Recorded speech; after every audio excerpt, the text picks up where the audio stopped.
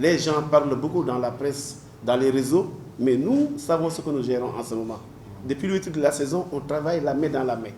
Il n'y a pas une seule personne ici sur la table qui ne collabore pas avec moi, ni d'ailleurs avec le CNG. Vous nous avez invité de faire des réunions de bureau. On l'a bien démarré. C'était une réunion très restreinte parce qu'il n'y a pas beaucoup de monde. Mais néanmoins, on s'entendait dans la réunion pour dire la même chose. Et à ce jour, on organise des réunions, des courses, je veux dire, mais vraiment en parfaite symbiose avec les membres du comité. Tout le monde est satisfait. Je ne vois pas une personne ici qui est en bis-bis avec moi ou avec qui que ce soit. On travaille la main dans la main parce que nous avons compris très tôt que c'est ce que vous voulez que cela soit dans ce département. Nous allons respecter votre volonté et vos propos, vous n'en parlez que du bien. Ce que vous parlez, c'est dans l'intérêt de la filière équine. Donc, on a tout intérêt à suivre vos directives à la lettre. En tout cas, moi, je m'engage solennellement à vos pieds pour vous dire, monsieur le ministre, nous allons suivre strictement cette collaboration entre nous parce que vous avez cité un cas particulier. Omar Bao, c'est mon fils, lui. Bon, mais on n'a pas de problème. Moi, quand on parle de problème, cela me tombe du ciel. Omar Bao, c'est mon fils. On a vécu ensemble dans la même maison depuis 10 ans. Ce n'est pas aujourd'hui que je vais faire la guerre à Omar Bao et son père était mon ami intime. Bon, comment on va faire la guerre à Omar Bao ou bien à Tapoussala Bao? C'est une famille, qu'on le veuille ou pas. Mais moi, je ne veux que son intérêt. Si demain, vous me dites, monsieur Nian, voilà, maintenant vous êtes un peu âgé, retirez-vous. Non, je donne un exemple. Retirez-vous, parce que passez par là, j'applaudis. Hein? Je serai déjà de l'autre côté. Oh, c'est pas évident, monsieur le ministre. Les gens ont encore besoin de vous. Bon, donc, vous voyez, on n'a pas ce problème-là. Moi, je veux terminer en beauté et puis remettre, passer, comment dirais-je, l'affaire aux jeunes qui se sont montrés compétents surtout.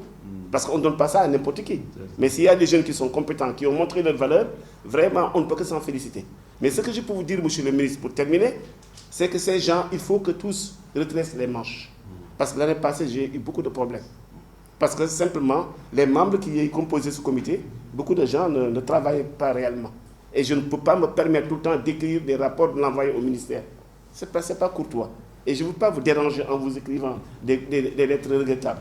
Mais par contre, dans les rapports annuels que nous avons effectués, si vous constatez, vous verrez qu'il n'y avait que 3 vice-présidents à peine qui ont eu à remplir leurs fonctions. Mais nous l'avons maquillé de façon que vraiment ça s'est bien passé.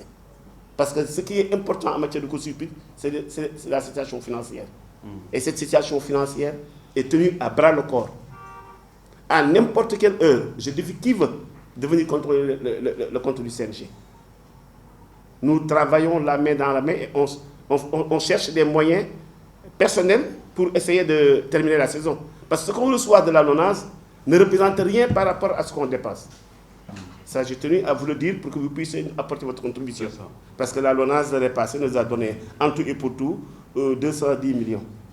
Moi, le CNG, quand je dis moi, je veux dire le CNG du course hippique, a donné 269 millions aux propriétaires.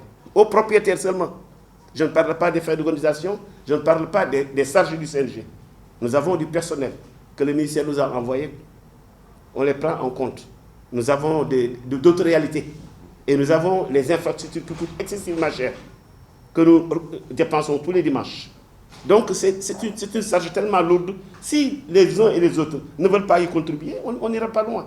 Mais ce que je constate maintenant, j'ai compris que toutes les personnes ici présentes sont vraiment très engagées à mes côtés.